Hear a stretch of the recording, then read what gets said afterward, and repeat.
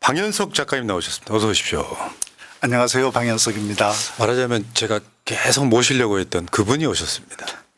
방현석 여러분 기억하세요? 여러분들 기억이 하실 수밖에 없는 게 옛날에 민주당이 국회 로텐더홀에서 이제 농성을 할 때 우리 방현석 작가님, 우리 교수님께서 강의를 하셨던 장면을 제가 굉장히 감명 깊게 봤거든요. 모시려고 했는데 수소문이 안 되는 거예요. 죄송합니다.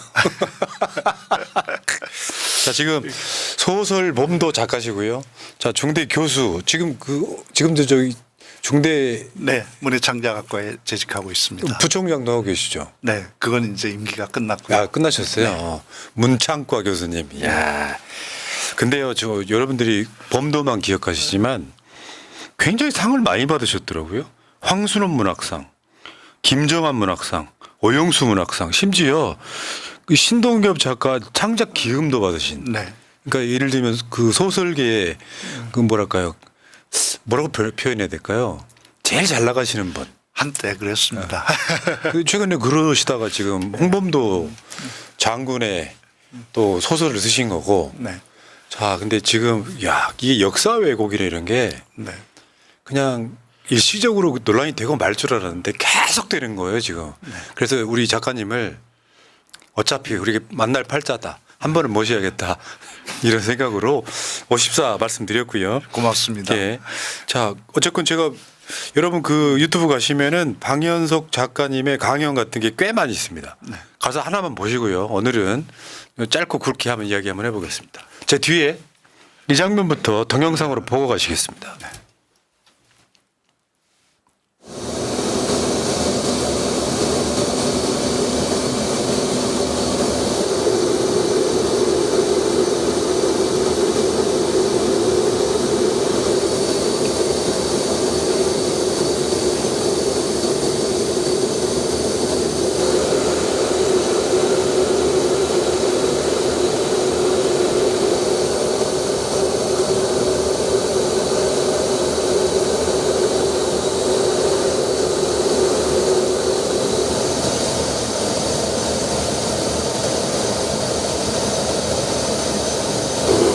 조국의 독립을 위해 평생을 헌신하신 홍범도 장군님의 귀환을 모시게 되어 영광입니다. 지금부터 대한민국 공군이 안전하게 호위하겠습니다. 필승!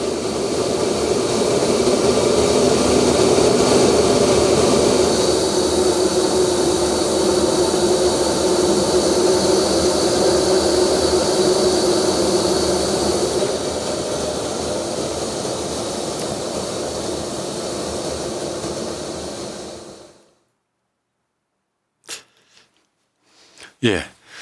저 장면은 볼 때마다 굉장히 많은 감정들이 정말 어렵게 모셔온 분인데 이 관련해서 저 장면 볼 때마다 울컥하지 않으세요? 그렇죠. 저게 나라죠. 예. 근데 지금은 선거 한번 잘못해서. 그러니까 눈물 난다고 할까요? 네, 저게 뭐냐 싶은 거 그런 느낌이시잖아요. 네. 자, 그 소설 범도, 홍범도의 범도겠죠. 네, 그리고 그 범도에는 다른 뜻이 들어있을 것 같기도 합니다. 네. 그러니까 범의 길이라는 뜻의 그렇죠. 그러실 것 범도이기도 하고 또 평범한 사람들이 걸어갔던 비범한 길이라고 하는 뜻도 담아서 그 세 가지 의미를 중의적으로 담은 제목이 범도였습니다. 봉오동 전투가요 1920년이니까 네. 100년이 넘은 거죠. 네, 그렇죠. 지금으로 따지면 104년 정도 된 거죠. 네, 네. 그 나라를 지키려고 저렇게 많은 우리 조상들이 일을 하셔갖고 자기 나라에 묻히지도 못하시고 다른 나라에 100년 동안 계시다가 어렵게 모셔왔는데 다시 치우는 작업이 와 진짜 화나실 것 같고요. 저 화면에 보시면은 아까 봉오동 전투 뭐 그때 당시 찍었던 그러니까 저 많은 앞에 한번 보여줘봐요. 저 많은 분들이 이름도 없는 민초들인 거잖아요. 네. 한 분 한 분 기억에 남는 게 아닌 거잖아요. 네. 저런 분들이 있어서 지금의 대한민국이 있는 거 아니겠습니까? 그렇죠. 그들이 남겨준 나라에 우리가 살고 있죠. 근데 대한민국에는 지금 일본을 도왔던 자들의 후손들이 지금 다시 그 역사를 돌리려고 하고 있다는 것이고 이런 장면들이 뭐 최근에 복원된 걸로 보이는데 관련해서 봉오동 전투의 영웅들 사진도 있고요. 실제로 저렇게 생기셨다는 거고 최근에는 8.15 맞아갖고 저걸 복원하는 작업도 네. 있어서 막 동영상으로도 기술, 만들고 네. 그러시더라고요. 근데 이 소설을 쓰게 된 이유가 무엇일까요? 제가 이 소설 처음 쓰기로 작정했던 게 13년 전이었는데요. 저희 아버님과 할아버지 삼형제가 만주에서 사셨어요. 그래서 어린 시절에 아버님이 저한테 자주 나는 14살 때 혼자서 만주를 갔다. 그때 소미불 한 채만 장만해서 만주 가면 왕복 차비가 나왔다. 뭐 그런 얘기 했는데 한 번도 제가 귀담아 듣지 않았어요. 네. 세상에 아들들이 다 그렇잖아요. 아버지 인생에 아무 관심이 없죠. 아버지 말년에야 제가 노트 준비해서 정식으로 인터뷰 시작했는데 몇 번 못하고 돌아가셨어요. 아이고. 그래서 그 쓰다만 노트를 들고 만주에 가서 항일 무장 투쟁 그 현장을 답사하게 됐었어요. 저는 굉장히 전율을 했습니다. 이토록 대단했던 항일 무장 투쟁의 역사를 우리 역사는 어떻게 이토록 철저하게 지워버리고 덮어버릴 수가 있었을까? 우리 문학은 대체 이 눈물겹게 아름다운 사람들의 얘기를 외면하고 뭘 써왔지? 대학교에서 문해창작학과 학생들에게 어떤 인간의 이야기를 어떻게 다뤄야 되는지를 가르치면서 살아온 저를 너무나 부끄럽게 만드는 사람들의 얘기가 제게 말을 걸어왔고 그렇게 시작한 얘기를 책으로 내는데 딱 네. 13년이 걸렸습니다. 작가님도 그러셨을 것 같아요. 그러니까 네. 아마도 네. 역사는 승자의 기록이라고 하잖아요. 네. 그렇다 보니까 친일파들이 지금까지 온 이 네. 입장에서는 네. 독립운동사는 상당히 많이 일부러 지웠을 것이다. 네. 그런 느낌인 거죠. 전체 100이면 우리가 알고 있는 거 10도 안 될 것이다. 저는 뭐 한 5 정도 된다고 생각합니다. 와, 정말 열받네요. 네. 그러니까 그걸 청산하지 못하니까 지금 다시 네. 그 세력들이 네. 그 후손들이 지금 다시 대한민국 역사를 네. 바꾸려고 하고 뭐 반민특위가 실패하면서 우리는 단 한 명의 부일 반민족 행위자들을 처벌하지 못했잖아요. 통한의 역사라고 봐요. 네. 그러니까 오히려 저는 정반대로 윤석열 같은 자들이 정권을 내려놓으면 네. 반대로 청산 작업이 지금이라도 시작될 거라고 보는 거죠. 네. 저렇게 만들어 놨으니. 네. 뭐 요즘 밀정들이 너무나 많이 커밍아웃을 하고 있죠. 자, 소설 봄도가 1, 2권으로 돼 있어요. 저 네. 화면에 보시면은 네. 1권, 2권 돼 있는데 하나는 저 사냥꾼이셨던 분의 사냥총이 아닐까 예상이 네. 되고요. 네. 그 당시에 이제 아까 여러분들 그 화면으로 보셨던 사진으로 보셨던 그런 식의 복장을 하고 계시는 우리 장군님이 네. 이제 저렇게 그려져 있는데 네. 야. 근데 이게 지금 말씀 들어보니까 하루에 50장씩 원고를 만들었다. 한 주에 원고지 50매씩 50매씩 13년 동안 쓰신 거예요? 그러니까 매진해서 뭐 여러 번 갈아엎고요. 나중에 매진해서 쓴 건 3년 반 동안 대부분 매주 50매씩. 취재가 있었을 거 아니에요. 네, 많이 취재하고 조사하고 그리고 또 쓰다가 없고 주인공도 여러 번 바꿨죠. 그냥 이런 거 있어요. 홍범도 장군이 네. 독립운동 하던 느낌과 네. 13년 동안 한 주에 50장씩 원고를 쓰는 느낌 비슷할 것 같습니다. 뭐 제가 이 작품을 쓴 13년 동안 거의 홍범도 부대의 부대원으로 또 항일 무장 투쟁 전선의 종군 작가처럼 살았죠. 근데 홍범도 장군만 아니라 네. 정말 이름 없는 투사들 엄청 많으시잖아요. 그럼요. 근데 하다 보면 그런 그 투사분들이 취재를 통해서 막 나오지 않아요? 네. 그 제가 이 소설 쓰면서 이제 정했던 원칙 하나가 단 한 문장도 헛되이 쓰지 않겠다. 단 한 명도 마네킹으로 세워두지 않겠다는 거였습니다. 그랬던 이유는 홍범도 장군과 그 부대원들은 포수들이었습니다. 포수들은 단 한 발의 탄환도 헛되이 쓰지 않는 사람들이었어요. 그들의 이야기를 쓰는 작가는 단 한 문장도 헛되이 써서 안 된다. 그런 원칙을 지키려고 애썼습니다. 그 병인양요인가요? 네. 정확히는 잘 모르겠는데 네. 그때 군대가 망해가지고 네. 포수들이 등장해서 네. 프랑스 군대랑 싸우는 네. 역사적 장면이 있거든요. 그러니까 그 포수분들이 진짜 아까 말씀하신 네. 총알 하나라도 헛되이 쓰지 않는다. 그게 홍범도 부대였죠. 그래서 다른 의병 부대들이 연전연패할 때 연전연성한 게 홍범도 부대죠. 그럴 수 있었던 이유는 바로 홍범도 부대가 포수들 부대였기 때문에 그렇죠.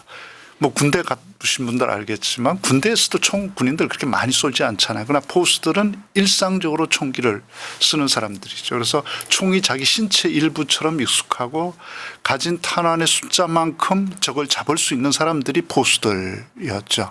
홍범도 부대도 바로 그랬기 때문에 생겨난 거거든요. 일제가 1907년에 우리 대한제국의 군대를 해산시켜버리고 무관학교도 폐교시키고 나서 무기 다 회수했죠. 그때 무기 가지고 있었던 사람들은 유일하게 포수들이었거든요. 그걸 빼앗기 위해서 총포급 화약류 단속 법안이란 걸 만들어서 강제로 다 압수했죠. 그때 일본군 기록 보면 22만 정을 압수합니다. 각종 총기, 도금류, 화약류를. 그때 그 반납 안 하고 산으로 올라온 사람들을 조직한 게 홍범도 부대의 첫 번째 독립군 부대였죠. 그러니까 그 홍범도 장군은 또 소위 말하면 옛날에 의병들이요. 네. 그 대부분 보면은 양반들 출신 높으신 분들인데 홍범도 장군은 그냥 쉽게 표현하면 아주 평민 중에서 네. 한참 평민이셨던 거예요. 모섬의 자식이었죠. 그런 분들이 나서서 네. 그런 분들은 역사에 거의 이름도 못 남기지 네. 않습니까? 그렇죠. 내 목숨까지 내놓고 네. 또 뭐 그 경주 최 씨 같은 분들은 또는 신흥무관학교 세운 저 이화영 선생 같은 분들은 자기 전 재산을 내놓기도 하지만 홍범도 장군 같은 분들도 계셨던 거잖아요. 온 가족을 바쳤죠. 자신의 인생 전체를 바쳤죠. 그래서 홍범도 장군이 뭐 저 이 정권에 의해서 다른 평가를 받지만 한편으로 말하면 그런 계급적 측면도 있지 않을까 싶어요. 이 소설에서 친일파의 대표적인 인물인 박상준 그 실명이거든. 일진에 간부인데 그가 홍범도 장군한테 소설에서 이렇게 얘기하거든요. 네가 왜 일본군과 싸우는데 우리는 임진왜란 때 벌써 졌어야 됐다. 이순신 잘못 이겼다. 그때 일본한테 졌으면 우리는 이렇게 부패한 나라에서 비참하게 살지 않는다. 일본 봐라. 일본은 능력대로 대접받는다. 하세가와 요시미치 일본 육군의 제2인자는 지 아버지가 최하급 무사였지만 지가 유능하니까 일본 최고의 장군이 되지 않았냐. 네가 일본하고 싸워서 나라를 되찾으면 너한테 돌아오는 게 뭐냐. 와, 열받네. 다시 무슨? 다시 포수? 그 짓을 왜 해? 나랑 손잡고 함께 총독부로 가서 새 나라를 만드는 데 앞장서자. 그럼 너 최고의 장군으로 대접받을 수 있다. 이렇게 얘기하죠. 와, 그 취재를 통해서 알게 되신 거잖아요. 네. 그 중에 철혈광복단이라는 게 있었대요. 네. 그게 뭐예요? 철혈광복단은 이제 1919년 만세 운동이 일어난 다음에 야, 이 만세만 가지고는 안 된다. 무장 투쟁을 해야 나라를 되찾을 수 있다. 그래서 조선의 청년들이 정말 물밀듯이 만주와 연해주로 갑니다. 그런데 무기가 없었죠. 사람은 많은데 그 무기를 살 돈을 마련하려고 현금 쟁취 작전에 나섰던 사람들이 바로 철혈광복단 단원들이었습니다. 그 사람들 6명이 일본이 후송하던 현금 마차를 틀어서 15만 원을 확보하죠. 15만 원이면 엄청난 돈이죠. 당시 15만 원이면 5천 명 무장시킬 수 있는 돈이었습니다. 당시 독립군 1명 무장시키는데 소총 한정 탄환 100발 한 세트에 30원이었거든요. 그러니까 15만 원이면 정확히 5천 명을 무장시킬 수 있는 돈을 확보하는 데 성공하죠. 이게 나중에 영화로도 만들어졌다면서요? 네, 영화 놈놈놈 왜 뭐 이상한 놈, 뭐 좋은 놈, 나쁜 놈, 이상한 놈. 그 영화도 바로 이 사건을 배경으로 했고 작년 추석 넷플릭스 드라마로 나왔던 도적 카레 소리라고 하는 노래도 드라마도 바로 이 작품을 배경으로 했고 제 소설 속에 철혈광복단의 그 군자금 쟁취 장면을 만들고 있는 게 바로 이 사건입니다. 근데 문제는 이런 거는 우리가 배운 적이 없다는 거예요. 안 가르치죠. 아무도. 와. 네. 만약에 좋은 날이 오면 이런 것들을 다 발굴해서 네. 우리는 이렇게 싸웠기 때문에 우리가 광복을 맞을 수 있었다라고 하는 결론이 도달하는 거잖아요. 네. 우리 막연하게 왜 청산리 전투나 봉오동 전투 등만 몇 개를 기억하지만 그건 극히 일부입니다. 네. 사실은. 정말 대단한 민족인 것 같아요. 그럼요. 우리 프랑스 레지스탕스 운동은 굉장히 대단한 것처럼 생각하면서 우리 항일 무장투쟁은 아무것도 아니었고 우리 독립은 그저 주선 것처럼 얘기하는 사람 많습니다. 천만의 말씀입니다. 프랑스 레지스탕스 운동 몇 년 했습니까 대체? 고작 4년 했습니다. 우리 항일 무장투쟁 40년 했습니다. 1920년대만 만주와 연해주에 있었던 독립군 부대가 100개가 넘었고 거기 참전한 독립군이 2만 명이 넘었습니다. 이게 프랑스 레지스탕스 운동보다 못합니까? 천만의 말씀입니다. 근데 그 많은 분 중에 왜 하필 홍범도였어요? 제가 이제 이 소설 쓰면서 한 10년 동안 준비하고 그러면서 여러 번 주인공을 바꿨습니다. 번번이 실패했습니다. 그 한 명 한 명 놓고 보면 다 역사적으로 대단하고 소설의 주인공으로 손색 없이 매력적인 사람들이었습니다. 그렇지만 그 누구도 항일 무장투쟁사 전체를 일관되게 보여주면서 항일 무장투쟁에 뛰어들었던 사람들이 대체 어떤 사람들이었나를 총체적으로 보여줄 수가 없었습니다. 오직 홍범도 장군만이 항일 무장투쟁사 전체를 일관되게 보여주고 항일 무장투쟁에 뛰어들었던 사람들이 어떤 사람들이었는지를 보여줄 수 있다는 사실을 깨닫는데 10년이 걸렸죠. 모든 독립운동의 샘플 같은 거네요. 그렇죠. 독립군들의 대표성. 독립군들이 어떤 사람들이었나. 그들이 어떻게 싸웠고 어떻게 살았나. 그리고 어떻게 희생당했나.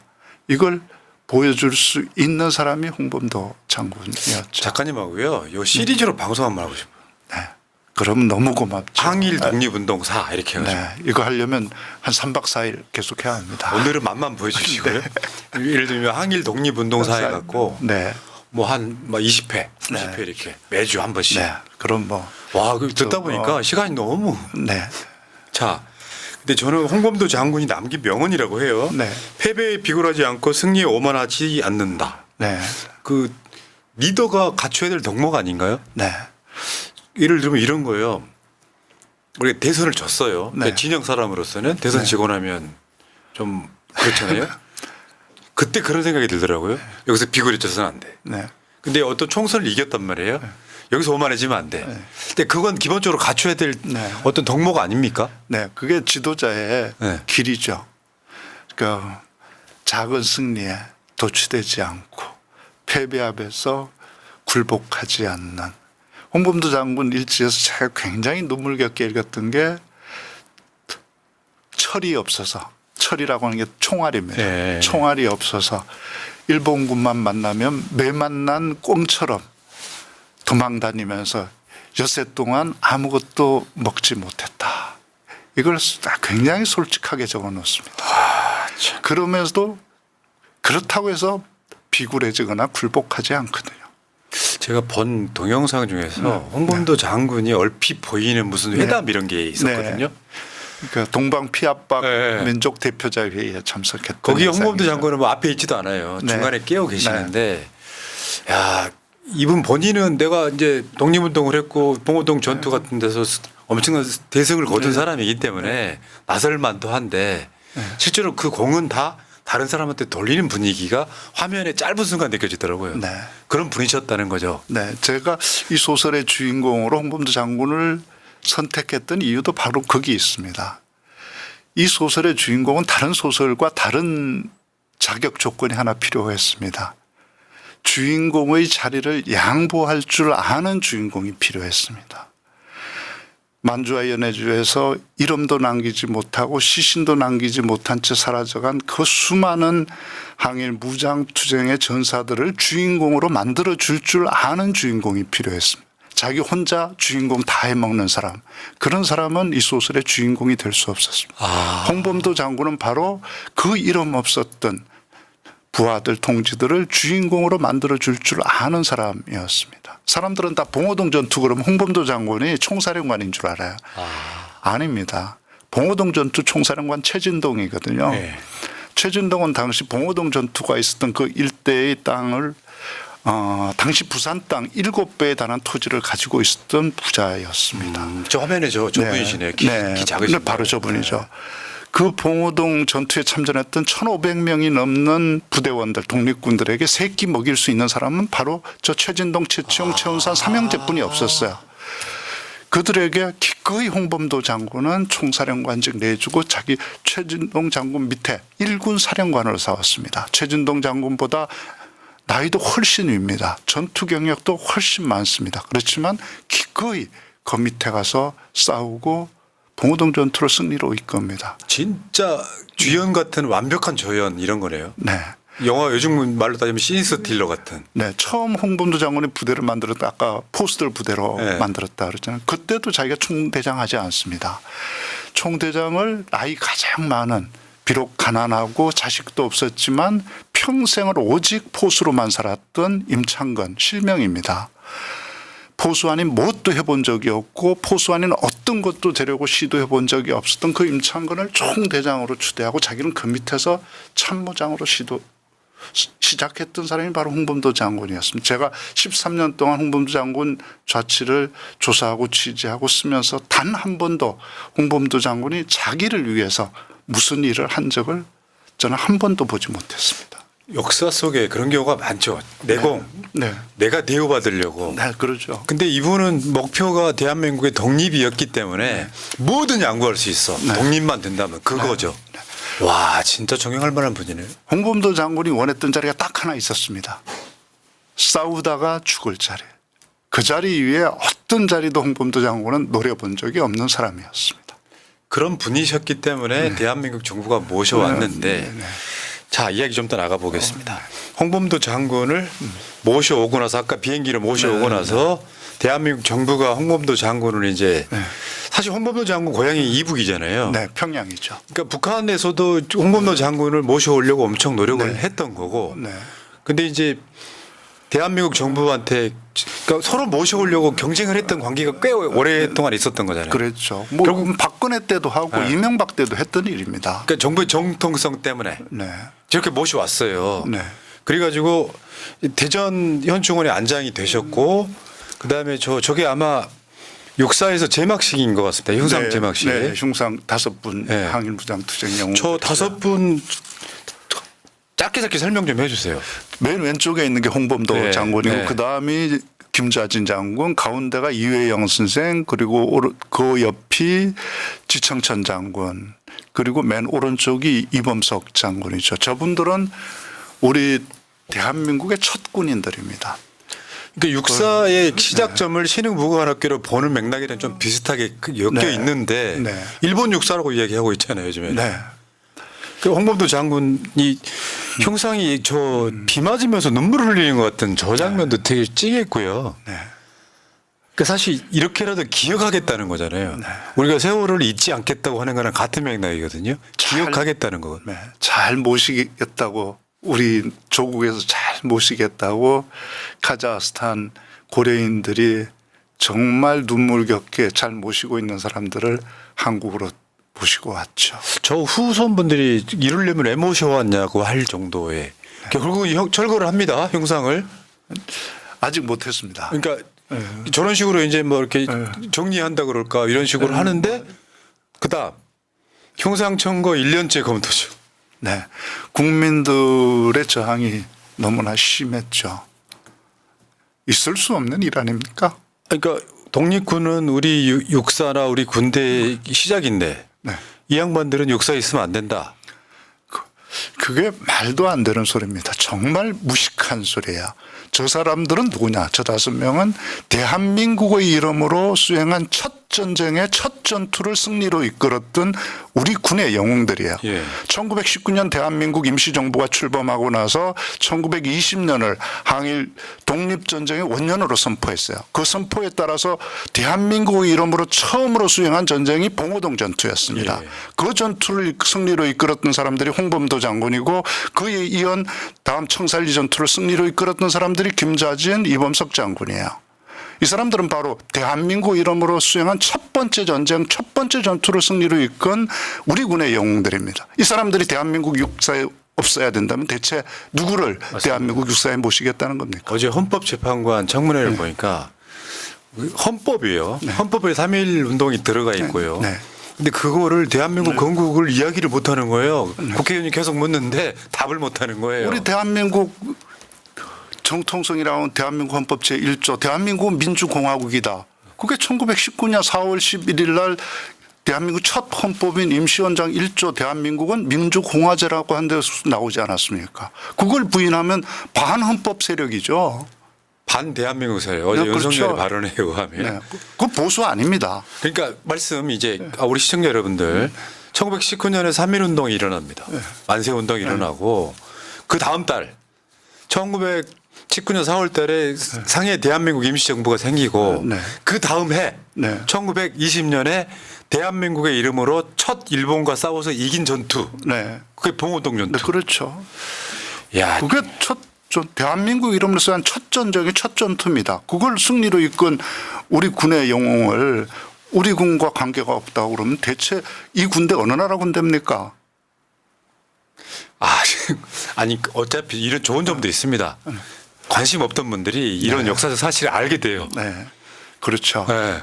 그래서 이런 세력들이 완전히 괴멸되려고 자기들끼리 스스로 저러는구나 이런 생각을 할 정도로 네. 저도 많이 공부합니다 요즘에. 네. 뭐 저도 사실은 육사 안에 네. 저 흉상이 있는 줄 몰랐습니다. 근데 그걸 아무도 모르던 걸 이 윤석열 정부가 전 국민이 알게 홍보를 해 주셨죠.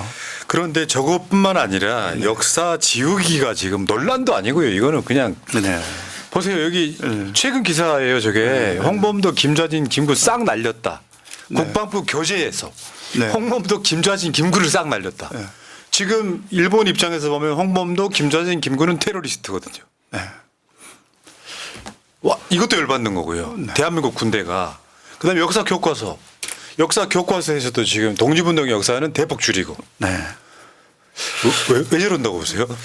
요번 그 보셨죠? 새로 나온 이른바 뉴라이트를 참칭하는 자들을 추종하는 네. 분들이 만든 교과서에 이렇게 예문이 나와 있습니다. 예문이 여러 개 있으면 이것도 한 견해라고 할 수 있지만 한 개뿐인 예문이에요. 의병 정신은 존중하지만 무모한 도전이었다. 순간의 분함을 참고 실력을 키우며 훗날을 도모하는 것이 현명했다.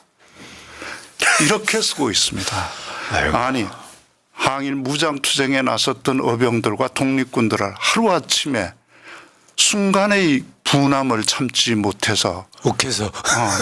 참. 엉뚱한 짓을 한 칠칠치 못한 사람으로 만들어버리는 이걸 학생들에게 가르치겠다는 교과서를 만드는 사람들이나 그걸 가르치라고 승인해준 인정해준 검증해준 우리 문교부가 대체 어느 나라 문교부입니까? 이게 일본 문부성이 만들 교과서지 대한민국 문교부가 교육부가 승인해줄 교과서입니까? 중요한 건 일본의 마음이니까요. 진짜 그냥 실소가 터지는 이런 그리고 상황들. 국방부 교재도 더 기가 막히지 않습니까? 안중근 참모 중장을 이름을 뺐습니다. 홍범도 장군의 의병 투쟁들을 뺐습니다. 지금 말씀 잘하셨는데요. 네. 안중근 의사라고 부르면 안 되고 네. 그 참모 중장이라고 불러야 된다. 장군 또는 참모 중장이라고 불러야 돼. 이게 의미가 정확히 뭡니까? 그걸 제일 먼저 주장한 게 전데요. 네. 제가 알고 이 책 있습니다. 내고 만주에 범도 루트란 걸 범도 소설 읽은 사람들과 8번 범도 루트를 다녀왔습니다. 지금까지 258명이 다녀왔는데 거기 갔다 온 사람들은 다 반드시 안중근 참모 중장 또는 안bun중근 장군이라고 부릅니다. 제가 그렇게 이야기하는 안중근 의사가 아닌 이유는 안중근 참모 중장은 군인으로 살다가 군인으로 싸우고 군인으로 죽었습니다. 안중근 참모 중장은 1908년에 대한의군 우영장의 자격으로 부대를 이끌고 두만강 건너서 회령까지 진격했습니다. 그 과정에서 일본군 포로들을 많이 잡았습니다. 이 포로들 안중근 참모 중장이 다 국제법에 따라서 석방시켜줍니다. 부하들이 다 반대했어요. 저 새끼들이 한 게 우리 민족에게 한 짓이 뭔데 얼마나 많이 죽였는데 저걸 풀어주냐. 그리고 풀어주면 일본군 데려와서 우리 당할 텐데 그래도 안중근 참모 우리는 야만인이 아니다. 국제법에 따라야 된다. 풀어줬습니다. 그래서 그들이 일본군 끌고 들어와서 안중근 부대는 괴멸당하다시피 했습니다. 아이고. 그러고 나서 했던 게 하얼빈 특수작전입니다. 하얼빈 이토 히로부미 격살작전은 암살이 아닙니다. 민간인이 한 게 아니에요. 군인의 자격으로. 안중근 참모중장이 군인이 특수작전을 수행한 겁니다. 적의 수괴를 제거하는.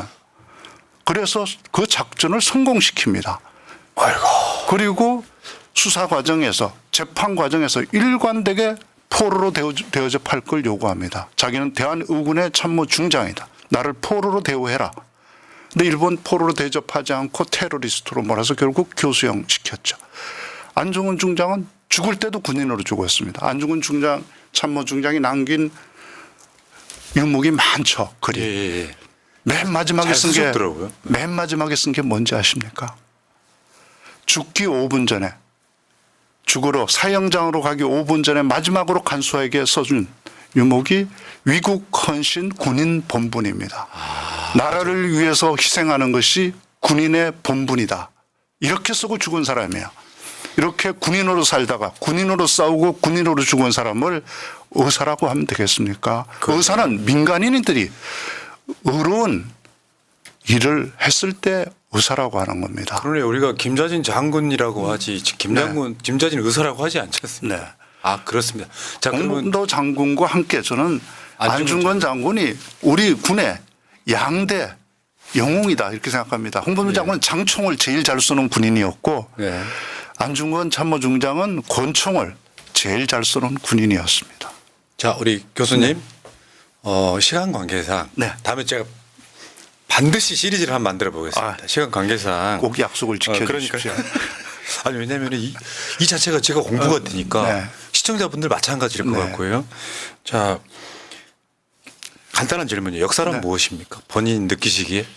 그 역사는 뭐 여러 가지가 있겠지만 문학을 하는 사람에게 역사는 지난 시간을 살다 간 사람들을 기억해 주는 일입니다. 그리고 그들에게 제 이름을 불러주는 일입니다. 온당한 이름을. 그게 역사라고 생각합니다. 그래서 우리는 안중근을 기억해야 하고 그 이름을 온당하게 안중근 장군이라고 불러줘야 합니다. 그게 역사입니다. 안중근 참모중장의 이름을 지워버리고 그를 의사라고 부르는 건 전 역사가 아니라고 생각합니다. 예. 그래서 만주에서 연해주에서 항일 무장투쟁했던 사람들에게 항일운동했다, 독립운동했다 이렇게 하면 안 됩니다. 삽 들고 새마을운동하러 다녔던 사람들 아닙니다. 총 들고 죽는 날까지 일본과 싸웠던 일본과 전쟁했던 사람들입니다. 그 사람들은 항일 무장 독립전쟁을 했던 사람들이지 운동했던 사람은 아닙니다. 그렇기 때문에 만주와 연해주에서 싸웠던 사람들은 반드시 항일 독립전쟁했다고 써야 합니다. 맞습니다. 그게 역사입니다. 여러분들 방현석 교수님께서 하신 작업 중에요. 영화 길이의 김대중을 네. 각본을 쓰셨고요. 네. 최근에 여러분 대선 때 인간 이재명이라는 책을 또 기획하신. 네. 어떻게 보면 그것도 역사 남기는 거 아니에요? 네. 그 다른 사람들을 방식으로. 기억하고 그 사람들에게 온당한 이름을 불러주는 거죠. 알겠습니다. 인간 이재명, 자. 길이의 김대중. 이게 기억하는 방법이고 그들에게 붙여준 올바른 이름이라고 저는 생각합니다. 시간이 가면서 이 방현석 교수님 시리즈가 계속 더 필요해지고 있어요 지금. 자, 시간 관계상 그 자, 한 편 한 편만 해도 예. 그러니까 하나만 할수 갖고도 있습니다. 얘기할 수가 있고요. 네. 자, 거의 마지막 질문에 가까울 것 같은데 서울시 교육감 출마하신다는 소문이 돌아서. 네. 제가 이 소설 범도 내고 나서 이런 상황이 올 거라고 예상을 했냐. 이 정부가 홍범도 장군 흉상을 파낼 거를 예상하고 이 소설을 썼냐 이런 분들 많았습니다. 그리고 윤 대통령님과 친하냐. 어떻게 이렇게 범도 홍보대사처럼 책을 이렇게 팔아주냐. 그러니까 그런 거네요. 방현석이 이걸 쓸 줄 알고 네. 책 잘 팔리라고 네. 윤석열이 이랬다. 좀 이게 수그러들만 하면 또 뭐 독립기념관장에 이상한 사람 임명하고 교과서에 이상한 거 만들고 이렇게 해서 또 책을 주목받게 만들어 주니까 작가로서 굉장히 운이 좋다. 뭐 이런 얘기를 많이 농이 듣는데 좀 심하시네. 네. 뭐 근데 사실은 기쁘기보다 참 그 참담하죠. 슬프죠. 그거 지금 요번에 이제 뭐 교육감 선거에 제 이름이 거론되는 것도 마찬가지라고 생각합니다. 자 교수님 네. 시간이 없어요. 하세요 안 하세요? 저는 하실 생각이 있으신 거죠 조금이라도. 뭐 이렇게 대답할 수 네. 있겠습니다. 그 역사 정의와 민주주의를 학교 안에서 지켜내야 됩니다. 그 아이들이 우리 내일의 민주주의입니다. 그리고 지금 우리 아이들이 별보다 빛나야 하고 그 아이들의 빛나는 하루하루가 쌓여서 대한민국의 미래를 만들어야 한다고 생각합니다. 그 일을 위해서 만약에 제가 할 수 있는 일이 있다면 무엇이든지 하겠습니다. 그러나 반드시 후보가 돼서 교육감 자리를 해서 할 수 있다고 생각하지 않습니다. 홍범도처럼. 네, 내가 굳이 교육감 안 해도 된다. 이 전쟁, 이번 교육감 선거는 역사 전쟁이고 대한민국의 역사 정의를 지키고 대한민국의 민주주의를 지키기 위한 일대 전쟁입니다. 이 전투에서 반드시 승리해야 하고 그 승리를 위해서 제가 할 수 있는 일이라면 전 무엇이든지 기꺼이 하겠다가 제 입장입니다. 그래서 그 자리는 하나도 중요치 않다. 서울 시민들이 나를 진짜로 필요로 한다면 네. 출마할 수도 있고 네. 누군가 진보 교육감이 당선이 필요하다면 내가 양보할 수도 있다. 그럼요. 야. 누구든지 당선할 수 있도록. 그래서 이 진영이 이겨서 대한민국의 민주주의 역사 정의를 지킬 수 있도록 각자가 선 자리에서 가장 잘할 수 있는 방법으로 돕는 것이 저는 우리 모두가 홍범도의 아들, 딸들입니다. 홍범도 장군은 자식 한 명 못 남겼습니다. 큰아들 홍양수는 16살 때 자기가 함께 싸우다가 교전 중에 일본군에게 사살당했습니다. 둘째 아들 자기가 함께 만주 연해준 후비다가 만주 벌판에서 죽었습니다. 자기 아내 일본군의 고문 끝에 죽었습니다. 핏줄 하나 못 남기고 죽은 사람이 홍범도 장군입니다. 그는 한 명의 자식도 못 남겼지만 우리 국민 모두가 거의 자식들입니다. 그렇네요. 우리 자식들이 홍범도 장군의 그 정신 지키고 우리 역사 지키고 우리 민주주의 지켜야죠. 제가 봤을 때는 자리가 뭐 중요합니까? 우리 홍 장군님께서 환생하셔갖고 자기 이야기를 소설로 쓰신 것 같아요. 민망합니다. 아니 저는 저 부대원이니까요. 교육감 되시면 어쩔 수 없지만 안 되시면은 제가 반드시 방현석 시리즈를 내가 방송으로 꼭 하겠다 이렇게 약속드리고요. 이야기 나온 김에 뭐 후보가 되시든 안 되시든 상관없이 저도 네. 자식을 키우는 입장에서 예전에 조희연 교육감 되기 전에 광동현 교육감 날아가신 거 보고 최근에 10년 만에 또 조희연 교육감 날아가셨는데 저는 혁신 교육이란 말에 굉장히 공감을 했었거든요. 네. 근데 그게 실제로 교육 기득권과 부딪히면서 네. 저도 지금 딸내미 하나가 중학교 다니는데요. 네. 제가 이 아이가 태어났을 때 돌잔치에서 했던 공약이에요. 사교육 시키지 않겠다. 네. 막상 중학교 이상 되니까 사교육이 안 하는 건 불가능해지더라고요. 네. 어떻게 생각하세요? 그러니까 지금 대한민국 교육의 가장 큰 문제가 뭐라고 보십니까? 짧게 한번 답 좀 해주십시오. 저는 교사들도 불행하고 아이들도 불행하고 학부모들은 불안하고 힘들게 만드는 게 지금 대한민국의 교육이라고 생각합니다. 교사들이 자신의 재능, 능력을 발휘할 수 있도록 만들어줘야 합니다. 그래서 저는 우리 교사들이 스스로 약 1,500개, 한 구에당 60개 정도의 자기 재능들이 하고 싶은 교육들을 하는 프로그램을 만드는 프로그램의 학교들을 만들고 아이들은 매주 금요일 날 그런 교사들이 만든 또 주민들이 함께 만든 학교에 가서 자기 꿈과 재능을 찾는 내 뜻대로 금요 창의 학교란 걸 만들어서 금요일 하루 마음껏 자기 재능을 찾아가는 인생을 스스로 개척해 나가는 포트폴리오를 스스로 만들어 나가는 교과 과정이 필요하다고 생각합니다. 과거처럼 그런 암기식 경쟁 교육 이미 끝났습니다. 지금 서울대 연고대 나오면 인생 행복합니까? 보장됩니까? 미래가 그렇지 않습니다. 각자가 모두 스스로의 길을 만들어야 하는 그런 시대를 살고 있습니다. 아이들 하나하나의 빛나는 미래가 쌓여서 대한민국의 미래를 만들 수 있도록 하는 교육이 저는 필요하다고 생각합니다. 거기다가 네. 시대가 예를 들어 지금 그 역사 교과서 있잖아요. 네. 그러면 뭐 예를 들면 저 친일 네. 교육감이 만약에 당선되면은 그런 교과서 채택을 특히 사립학교 같은데 저는 압력 넣을 거라고 보거든요. 네. 엉망진창되는 거죠. 저는 당연히 이번에 교육감이 되는 사람은 서울의 아이 단 한 명도 그런 노예 정건성을 가르치는 뉴라이트라고 하는 교과서로 공부하는 학생이 없도록 만들어야 한다고 생각합니다. 임청각 장주였던 전 재산을 팔아서 만주에 가서 이회영 선생과 함께 신흥무관학교를 만들었던 이상용 선생이 이렇게 얘기했습니다. 자유를 원한다면 노예의 근성을 버려라. 노예의 근성을 가지고 어떻게 창의적인 시대를 살 수 있습니까? 노예 교육을 시키는 사대주의 교육을 시키는 저 교과서들을 가르치는 것은 우리 아이들의 미래를 노예로 만드는 일입니다. 우리 대한민국의 미래에 대한 테러 행위입니다. 이 테러 행위가 현실이 되지 않도록 막아내야 할 게 바로 이번 교육감 보궐선거라고 저는 생각합니다. 맞죠. 그러니까 아까 그저 네.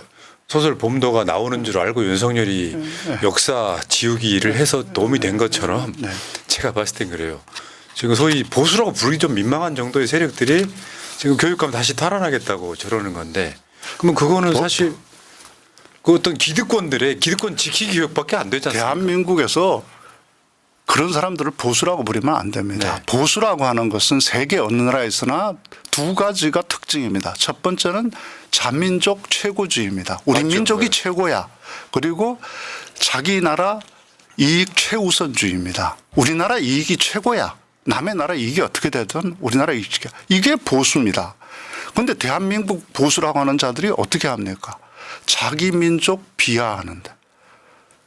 저 일본 떠받드는 이게 어떻게 보수입니까? 이건 일본 보수지 한국 보수 아닙니다. 정답입니다. 일본 이익을 옹호하면서 대한민국 이익을 등한시하는 이게 어떻게 보수가 될 수 있습니까? 맞습니다. 자, 어쨌건 자 지금 18일까지 지금 계획은 그런 것 같더라고요. 18일까지 단일 서울 교육감 후보 추대 계획이 있다고 해요. 그러면은 그게 명절 끝나면 바로거든요. 네. 근데 지금 어떤 방식이 될지는 정해지지 않았던 것 같고요. 우리 교수님도 아마 출마를 지금 분위기까지는 출마를 하실 것 같고요. 굉장히 많은 분들이 댓글창에서 응원하고 계시네요. 저런 분 교육감 됐으면 좋겠다 이렇게. 제가 나서지 않아도 되는 게 가장 좋은 것 같습니다. 홍범도 장군처럼 일단 저쪽 보수 참칭 세력을 이길 수만 있다면 어떤 역할에도 하겠다 이 네. 생각이신 것 같아요. 네. 야 훌륭하시네요. 알겠습니다. 자 오늘은 이제 서로 이렇게 상견례 겸 맛만 보셨고요. 네. 혹시 교육감 되시면 나오실 생각은 없으세요? 그런 일이 없기를 바랍니다. 저 범도 얘기 시리즈 계속 해주신다니까 그거 하고 인간 이재명도 나와서 한번 해야 되고 인간 이재명, 그러면 그 기류의 기류의 김대중도 네. 한번 하러 나올 수 있기를 바랍니다. 마지막으로요. 저 시청자분들한테 새날 가족 대신 기념으로 신고식 한번 하시고 방송 끝내겠습니다. 우리 푸른나무 존경하는 푸른나무 선생님 여기서 뵙게 돼서 너무 영광스러웠습니다. 오늘 한 번 나온 것만도 가문의 영광인데 이게 별 말씀을. 앞으로 계속 불러주신다니까 너무나 황송합니다. 함께 이 역사전쟁에서 승리할 수 있도록 우리 새날 가족 범도의 정신으로 범도처럼 범도답게 싸웁시다. 고맙습니다. 여러분 범 내려온다. 아, 이거 하고 가야 됩니다. 네. 제가 근데 가기 전에 이거 꼭 네. 해야 되거든요. 홍범도 장군 기념사 앞에 공식 구호가 있습니다. 그래서 어디 가나 제가 특강을 하든 가면 이거 외치고 와야 마무리. 홍범도 기념사 앞에서 혼나지 않습니다. 백발 백중 이겁니다. 제가 백발하면 예. 푸른나무님이 3번 백중을 외쳐주셔야 합니다. 별걸 다 시키시네. 하겠습니다. 예. 백발, 백중. 또 소설 범도의 구호가 한 개 더 있습니다. 네, 뭡니까? 일격하면 필살, 네. 필살을 해주셔야 됩니다. 하셔야 합니다. 일격, 필살. 마치겠습니다. 고맙습니다.